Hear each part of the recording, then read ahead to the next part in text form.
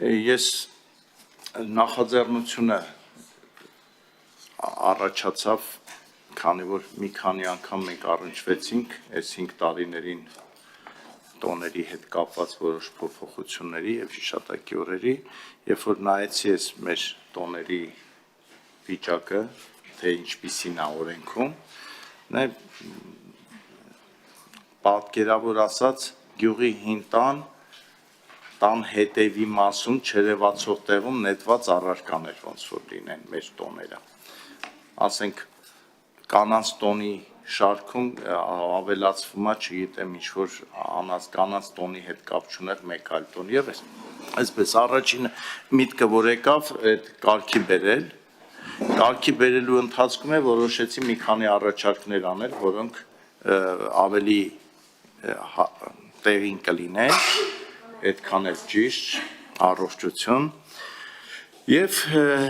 մնացածը կայքում նայել եք, ուսումնասիրել եք, հիմնական բաները ասեմ, ինչ տոներ եմ եւ հիշատակի օրեր, ավելի ամենակարևորը, որ կարծում եմ մենք ունենալով նավասարդի նման տոն, այդքան հին, շատ ազգեր ուղղակի կերազեն նման օր ունենան ու այդ օրը չընդգրկել մեր տոնացույցում, կարծում եմ ոչ միայն մեր հայրենակիցների, այլև աշխարհի շատ բնակիչների համար անհասկանալի կլինի ունենալ այսպիսի գանձ ու չօգտագործել, այն էլ օգոստոսի 11-ին եւ երբ որ մենք խոսում ենք այսօր կառավարությունում ենք խոսում туриզմի զարգացման մասին, օգոստոսի 11-ը հրաշալի օր կլինի նավասարդը նշելու եւ Հայաստան հազարավոր, տասնյակ հազարավոր մարդկանց կանչելու համար։ Առաջարկել եմ նաեւ, որ մեռելոց օրերը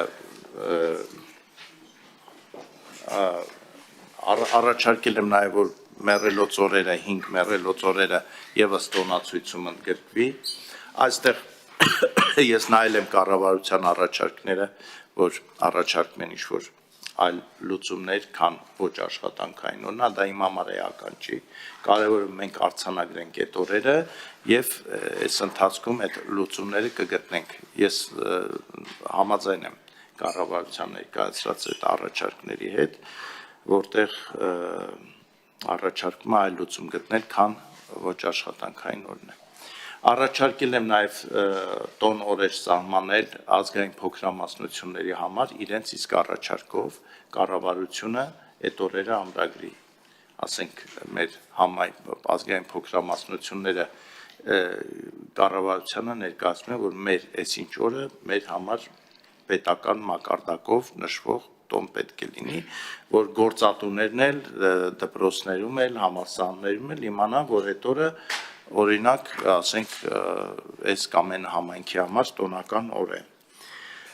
Առաջարկում եմ նաև մեր այս շատ կարևոր է, որ մենք ունենանք այս ամրագրումը տոնացույցում մարզերի եւ Երևանի օր, որովհետեւ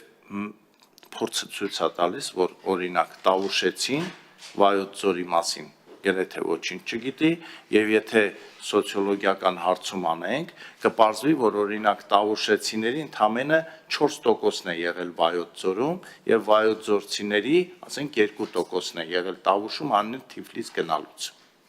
Այսինքն մենք պետքա այս ամրագրումով նպաստենք, որ հայ մարդը Հայաստանը սկսի ճանաչել։ Եվ այս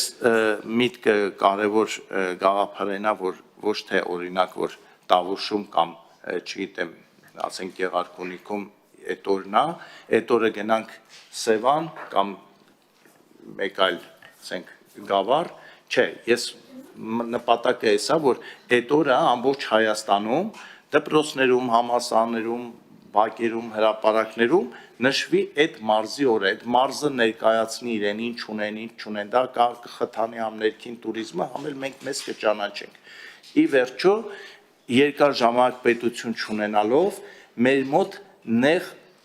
շատ նեղ վատ հայրենասիրություն այն, որ զեմլյակություն է ձևավորվել։ Ասենք կողքի գյուղին ինքը ոնց որ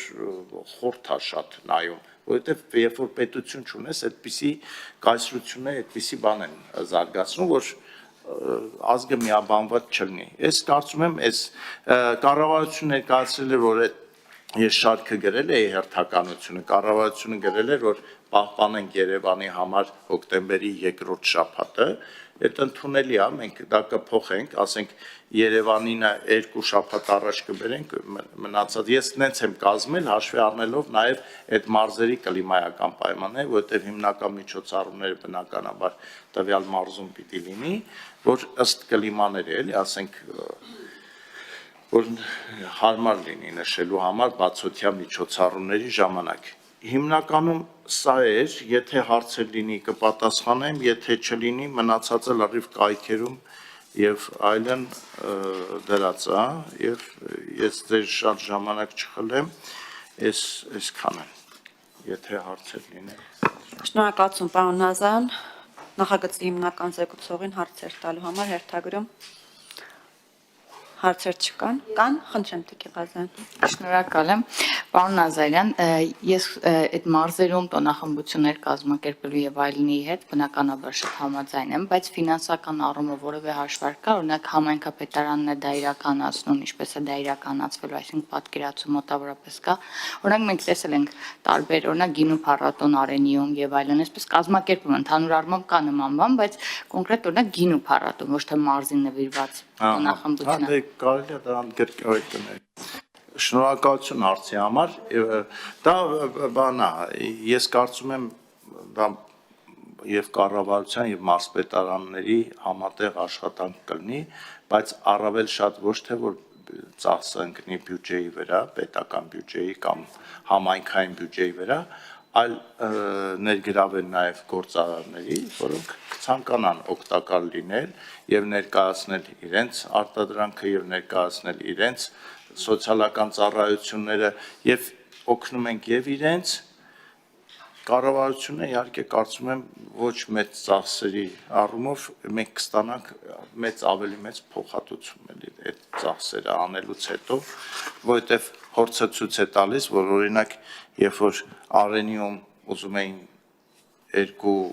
շատ համարձակ կանայք, որոնք որոշեցին նախաձեռնել, ընդ որում սկզբից էլ բախվեցին անգամ Արենի գյուղի բնակիչների բողոքին, ասենք որ չեկամանչում ինչ գինու փառատոն մեր հնամենի գյուղում, հիմա այսօր այդ գյուղը ապրում է այդ փառատոնի հաշվին կարելի ասել նաև Եվ այսպիսի մենք բացի որ մենք ճանաչողական բանով, մենք ներքին բիզնեսն ենք խթանում, օգնում ենք նոր փառատոների առաջացման։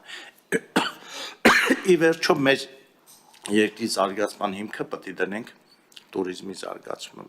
շատ մեծ զարգացում է, այդ պոտենցիալը մենք ունենք եւ կարծում եմ այս